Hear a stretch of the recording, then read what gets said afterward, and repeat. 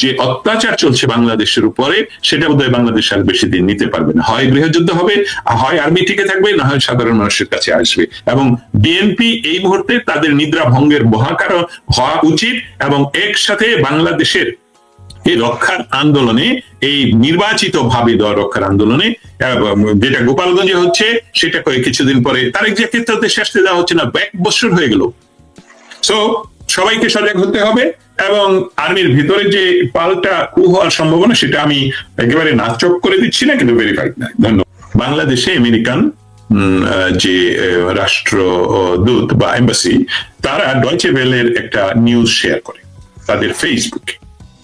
আমি পরের দিনই এটা ছবি দেখে প্রশ্ন করি যে ইউএস এম্বাসি বাংলাদেশে কি রাজনীতি করে কিনা।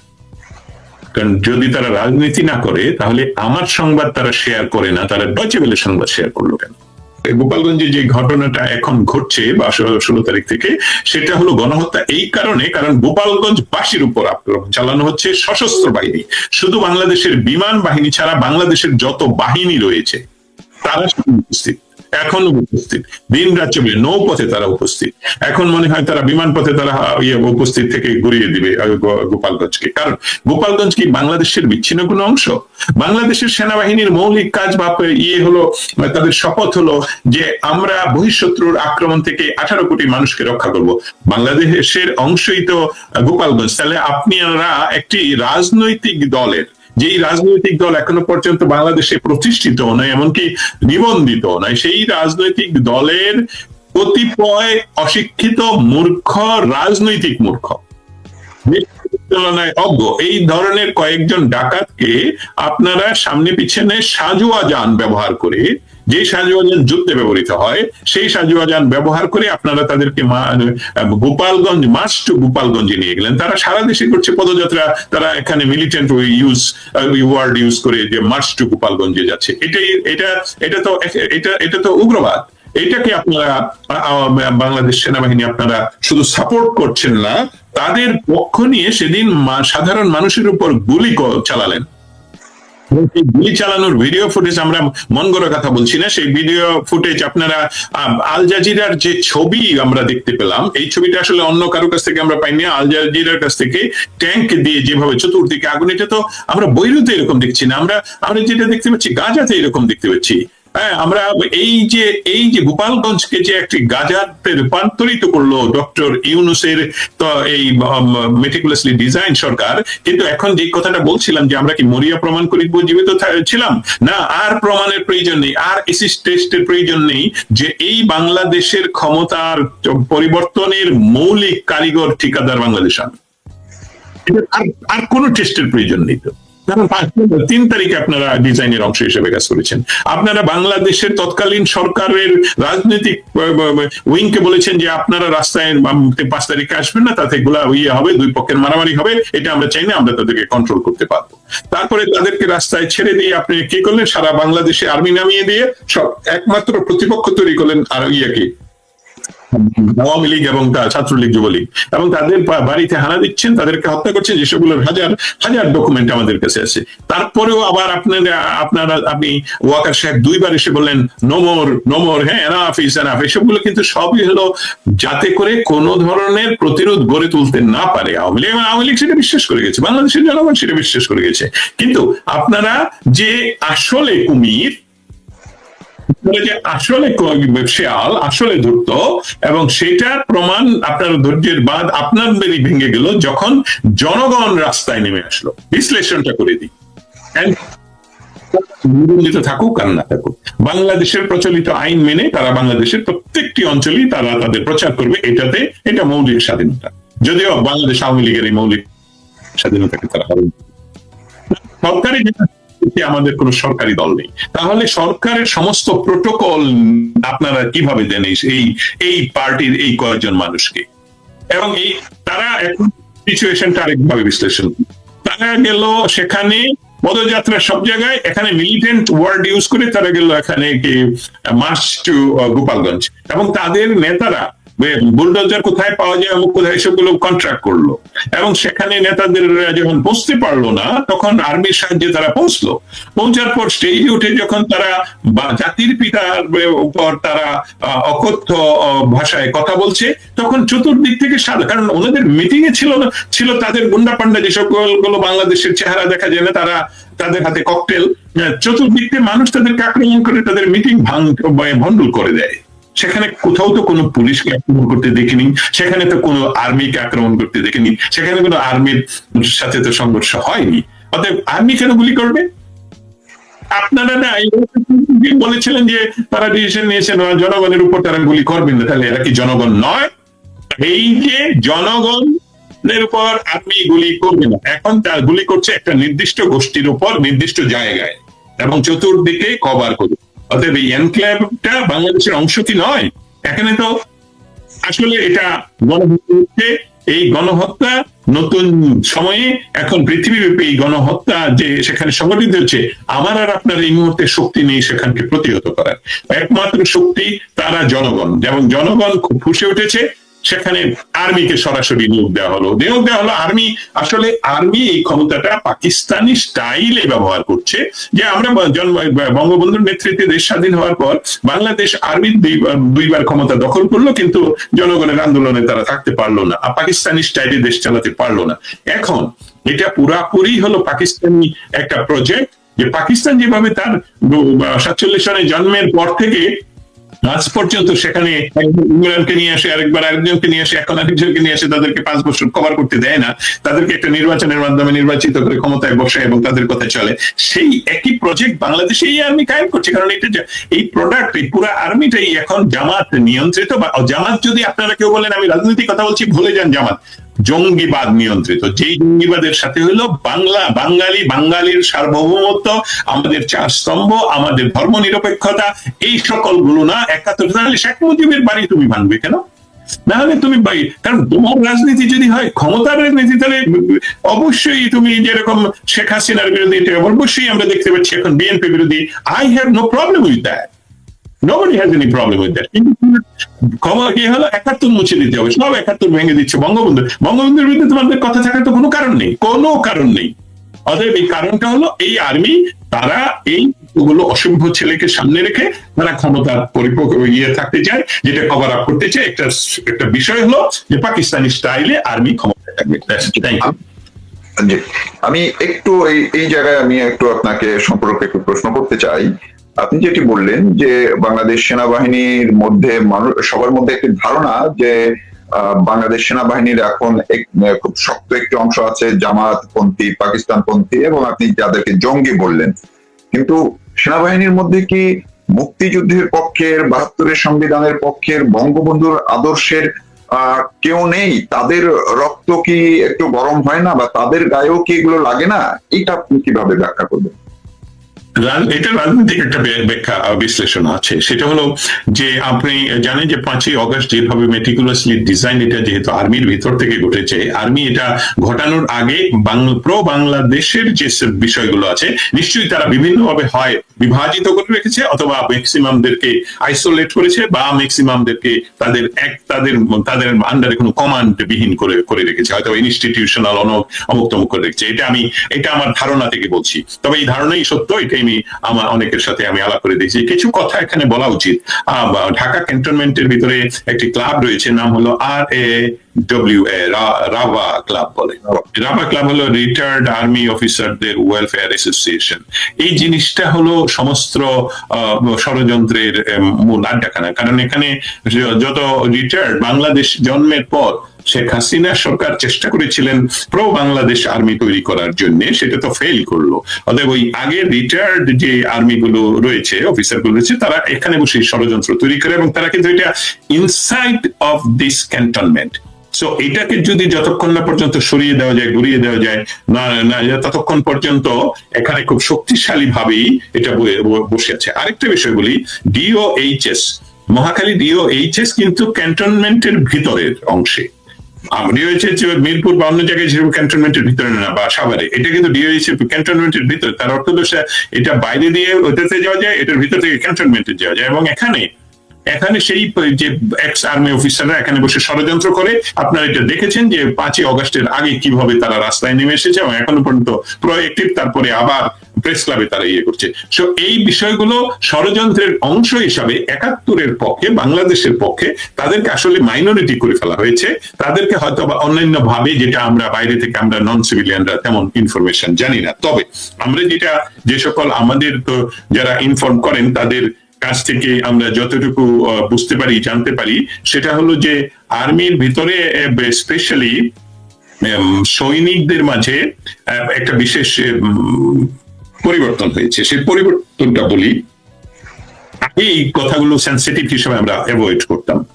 এখন যেহেতু প্রমাণিত যে বাংলাদেশ আর্মি বাংলাদেশের বিরুদ্ধে অবস্থান নিয়েছে, বাংলাদেশের জনগণের বিরুদ্ধে অবস্থান নিয়েছে, সেখান থেকে এখন আর আলোচনা না করে উপায় নেই। আপনারা লক্ষ্য করবেন যে আর্মিতে যেতে হলে আপনাকে কোনো ডিগ্রি লাগবে না। আপনি এইচএসসি পাস করলে আর্মিতে যান, তারপরে আপনি ট্রেনিং করেন এবং সেই ট্রেনিং এর পর আপনি ধীরে ধীরে পদোন্নতি পেতে থাকেন। তারপরে বোধহয় তাদের পিএসসি পাস করলে আপনি কর্নেল পরে যেতে পারেন।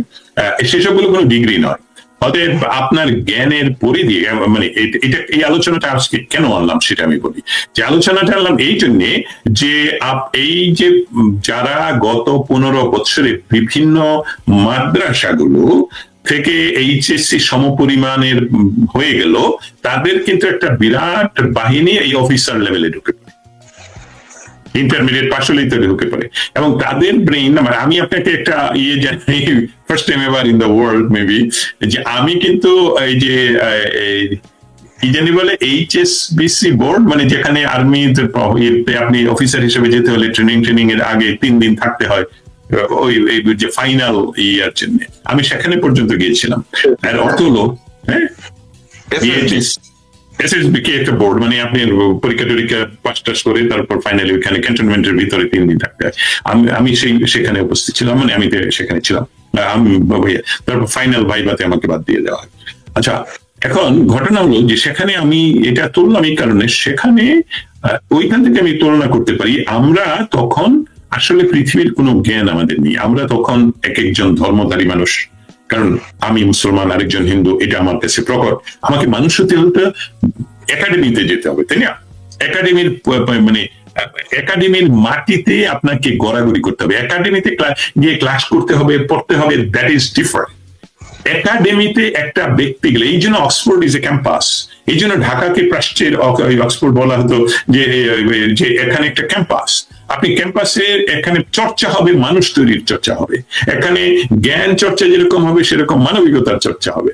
এবং এখানেই আসে বুঝবেন যে আরে আমি তো মানুষ। আগে এই একাডেমিতে না গেলে, আপনি যে হিন্দু না, আপনি যে মুসলমান আগে না, আপনি যে খ্রিস্টান আগে না, এটা ওইখানে না গেলে তো বোঝা যাবে না। কিন্তু যারা মানুষকে হত্যা করার জন্য যে বাহিনী তৈরি করতে হবে, তাদেরকে তো অনেকগুলো বিষয় ইয়ে করতে হবে। কোন বিষয়?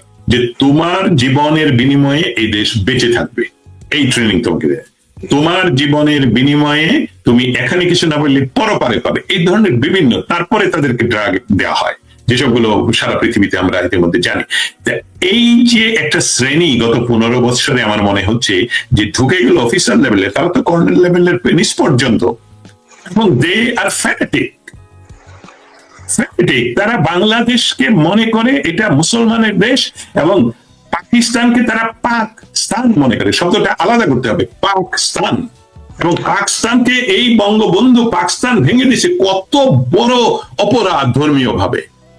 আমি কি বুঝাতে পারছি আপনাকে? এই অপরাধের কারণে তারা সবচেয়ে বড় হলো এই শেখ মুজিবকে মেরে ফেলতে হবে, মানে মৃত শেখ মুজিবকে মেরে ফেলতে হবে। You understand? আমি যে কথাটা বলি যে বঙ্গবন্ধু এমন একজন নেতা, বঙ্গবন্ধু এমন একজন সত্তা, যে বঙ্গবন্ধু কখনোই মরে নাই। কারণ 7ই মার্চের ভাষণকে আপনি 3টা ভাগে ভাগ করে যদি দেখুন, একটা হলো ইতিহাস, আরেকটা হলো কি ঘটছে, তারপরে হলো ওনার ডাইরেকশন। এবং সেখানে উনি বলেছেন, তোমাদের যা কিছু আছে, এটা কিন্তু আপনি ইমপ্লিমেন্ট করতে পারবেন ফর এভার, যখনই বাঙালিরা তাদের স্বদেশ বিপদে পড়বে, স্বদেশ হস্তচ্যুত হবে, তখনই বঙ্গবন্ধুকে আপনি পাবেন আপনার সামনে দাঁড়িয়ে আছে। কারণ তিনি বলছেন, তোমাদের যা কিছু আছে তাই নিয়ে শত্রুর মোকাবেলা করতে হবে, এবং এটা গোপালগঞ্জবাসী করেছেন। সেখানে বঙ্গবন্ধু উপস্থিত ছিলেন এবং তাকে মুছে ফেলা দেওয়া যায়। এই অ্যাড্রেসটা, এই 7ই মার্চের ভাষণ, এই 7ই মার্চের ভাষণ জীবিত, এবং সেটাকেই বাঙালিরা অনুপ্রেরণা নিয়ে আবার দেশকে স্বাধীন করবে। যে আমি যদি এটার সঙ্গে আরেকটা এমনি ইনফরমেশন আমিও কিছুটা পেয়েছি, আবার সামাজিক যোগাযোগ মাধ্যমেও কিছুটা দেখেছি, নিশ্চয়ই আপনার কাছে হয়তো এই বিষয়ে একটু খবর থাকতেও পারে বা আছে কিনা যদি একটু জানান। আজকেই শুনলাম, আজকে রাতে অর্থাৎ এখন থেকে ঘন্টা 3 আগে, যে এই গোপালগঞ্জে যে আর্মির অ্যাকশন, এইটা নিয়ে এখন আর্মির ভেতরেই নিজেদের মধ্যে, সেটি তারা জঙ্গিবাদের পক্ষে হোক, জামাতের পক্ষে হোক, কিন্তু যেই কয়জন মুক্তিযুদ্ধের পক্ষে আছে তারাও, তাদের মধ্যে একটা প্রতিক্রিয়া তৈরি হয়েছে এবং এটি নিয়ে এক ধরনের উত্তপ্ত একটা সিচুয়েশন নাকি ভিতরে আছে। এই ব্যাপারে আপনার কিছু জানা আছে কিনা? একটা ক্ষোভ তৈরি হয়েছে যে এইটা করা উচিত হয়নি, এবং এটা এই বিশেষ করে বিএনপি পন্থী যারা আছে তারাও নাকি এটা পক্ষে এখন সায় দিচ্ছে না, বরং তারাও ক্ষুব্ধ হয়েছে। বিষয়টা খুবই স্বাভাবিকভাবে বলে আমি বলবো আপনাকে। আমরা যে তথ্যগুলো এখনো ভেরিফাই করতে পারিনি সেই তথ্যগুলো আমরা প্রকাশ করতে চাই না, কিন্তু এটা খুবই স্বাভাবিক একটা বিষয় এখানে প্রতীয়মান এবং প্রমাণিত। ডক্টর ইউনূসকে আর্মি ডাকলো, আর্মিকে উনি নিশ্চয়ই বলেছেন 2008-এ যেটা বলছিলেন যে আমাকে কিন্তু আনলিমিটেড টাইম দিতে হবে, এবং আর্মি কিন্তু সেই কন্ডিশনই ওনাকে নিয়ে এসছে। নাহলে আর্মির এক আঙ্গুলের ইশারায় কিন্তু উনি সব বন্ধ করে দিতে পারে ইমিডিয়েটলি। সমস্ত অ্যাট্রোসিটি কিন্তু করাচ্ছে আর্মি, এবং আর্মির যেই অংশটা করাচ্ছে তারা ওই আগেই এরকম পরিস্থিতি তৈরি করেছে যাতে প্রব 71-এর মানুষ ওই আর্মির ইয়েগুলো একসাথে হতে না পারে। আর তখন একটা মূলা ঝোলানো হলো যে আসলে বিএনপি ক্ষমতায় আসছে, এটা তারা আকারে ইঙ্গিতে সবসময় বোঝাচ্ছিল। এমনকি একটা রাষ্ট্রের প্রধান হয়ে রাষ্ট্রের টাকায় খরচ করে বিএনপির ভারপ্রাপ্ত, মানে আমি বিএনপির সমালোচনা করছি না, কিন্তু এটা অদ্ভুত, যিনি আছেন একজন সভাপতি তারপরে আবার ভারপ্রাপ্ত সভাপতি, এই দুইটা হয় না। মানে একজন না থাকলে, হ্যাঁ উনি যখন জেলে ছিলেন তখন ভারপ্রাপ্ত ছিলেন, এখন তো জেলে নেই উনি, তার মানে ভারপ্রাপ্ত সভাপতি, তাও আবার প্রবাসে, স্ব ইচ্ছায় প্রবাসে, সেখানে গিয়ে রাষ্ট্রের ডাকাতি করে দখল করছেন। রাষ্ট্রের প্রধান সরকারি শাখায় গিয়ে মিটিং করে আসলেন, মিটিং করে এসে বুঝালেন যে yes everything is under control. কিন্তু গত 15 দিনে এটা দেখা, মানে প্রমাণিত হলো এই রাষ্ট্র ক্ষমতা আওয়ামী কন্ট্রোল করবে, এবং সেখানে তাদের পালা কিছু, আমি কুকুরের সাথে তুলনা করতে চাই না, বরাহ শাবক কিছু, তাদেরকে সেখানে বসাবে, এবং তারা সেই আন্ডার ডেভেলপমেন্ট মজে ওই আর্মি অফিসারদের মতন যারা ইন্টারমিডিয়েট পাস, তাদেরকে ওখানে বসাবে। এই জন্য এই বরাহ শাবকদেরকে দিয়ে আর্মির উপর তো বলে দেয় যে তোমরা আমাদের বিরুদ্ধে মাঝে মধ্যে কিছু বলো। এবং সেটা এখন যারা ক্ষোভ, যারা ইতিমধ্যে এটা প্রমাণিত হয়ে গেল যে তারা বিএনপিকে কিন্তু ক্ষমতা দিবে না। আমি বলছি বিএনপির যারা আমাকে শুনছেন, আপনাদেরকে তারা এই আর্মি ক্ষমতা দিবে না, এবং যেহেতু দিবে না সেই জন্যে কিন্তু এখন আর্মিতে যারা প্রো বিএনপি, আর্মিতে যারা প্রো বাংলাদেশ, আর্মিতে যারা প্রো আওয়ামী লীগ, তারা একত্রিত ভাবে যোগাযোগ করবে। এটাই খুবই স্বাভাবিক। আমি কিন্তু বলছি না আই এম ভেরিফাইড, বাট আমি বলছি এটা খুবই স্বাভাবিক। অতএব ঢাকা ক্যান্টনমেন্ট সহ সাভার ক্যান্টনমেন্ট এবং বিভিন্ন জায়গায় যে অন্য কিছু ঘটছে না, সেটা আমরা এখন বাতিল করে দিতে পারবো না। তবে রিস্ক ফ্যাক্টরটা থেকে যায়। একটা হলো যে মেটিকুলাসলি ডিজাইনের যে বিরাট টাকার অংশ, এটা প্রায় যে কোনো উপায়ে একসময় বাংলাদেশে এই যে ইয়াবাদ কি জানি সৌদি আরবের যে ইসলাম, সেটা প্রচার করার জন্য বাংলাদেশের আর্মি অফিসাররা কিন্তু মাসোহারা পেত, মাসিক একদম সৌদি টাকা পেত। এটা একদম প্রমাণিত, এটা ডকুমেন্টেশন। ওয়াহাবি আন্দোলনকে, যার জন্য বাংলাদেশে কিন্তু হঠাৎ করে খুদা হাফেজ হলো আল্লাহ হাফেজ হয়ে গেছে। এই জগা খিচুড়ি, আল্লাহ আরবি শব্দ, হাফেজ হলো ফার্সি শব্দ। ইরানিয়ানরা আমাদের দেশে আমাদেরকে বাই বাই বলতে তাদের ভাষাটা আমাদেরকে শিখাই দিয়ে গেল খুদা হাফেজ। এটার সাথে ইসলামের কোনো সম্পর্ক নেই, এটা হলো তাদের ভাষা। কিন্তু এই ওয়াহাবির টাকা দিয়ে এটাকে এখন তৈরি করে দিল আমাদেরকে বলতে হবে আল্লাহ হাফেজ। এবং এই মূর্খদেরকে যখন আমি বলি খুদা হাফেজ, খুদা হাফেজ আমার বলার ইচ্ছা না, এটা যেহেতু বাংলাদেশে কেমন আছেন বললা যায় না, সালাম আলাইকুম দিতে হয়। এটা সামাজিক একটা প্রথা হয়ে গেছে। হ্যাঁ, এটা বাংলা বলি না, ইংলিশ বলি না, আরবি বলি, আই ডোন্ট নো। সালাম আলাইকুম বলছি, উনি ওয়ালাইকুম সালাম বলছে, সেরকম কথা শেষে আমাদেরকে শেখানো হয়েছে মানে এটা যে এটা হলো খুদা হাফেজ, এখন তারা শিখায় আল্লাহ হাফেজ। অতএব আমরা কোন পথে যাব? সেই বিষয়টা এখনকার যে আর্মিরা আছে তারা ওই মেটিকুলাসলি ডিজাইনের কোনো না কোনো সুবিধা ভুগি বিভিন্ন পর্যায়ে। অতএব তারা দীর্ঘদিন বলছে মানে বলে না যে নুন বা খুদ খেলে গুণ গাইতে হয়, ওইরকম একটা পরিস্থিতিতে ছিল। এখন তারা সংগঠিত হবে এবং সেই সংগঠিত ভাবে এদের বিরুদ্ধে দাঁড়াবে, সেই শক্তি কারণ কোর্ট মার্শাল হয়ে যেতে পারে। তো তারা সংগঠিত হলে তাদের উপরে নিশ্চয়ই এমন গোয়েন্দাগিরি হচ্ছে যে কোনো কি হচ্ছে, জিয়াউর রহমানের আমলে শত শত আর্মি অফিসারদেরকে মারা হলো, আমরা জানি সেই একই পরিস্থিতিতে যাচ্ছে। দুঃখজনক দুঃখজনক সুসংবাদ হলো যে আপনার ব্যথা যত বাড়বে ব্যথা কমার সময় চলে আসবে, রাত্র যত গভীর হবে তত ভোর কাছে আসবে।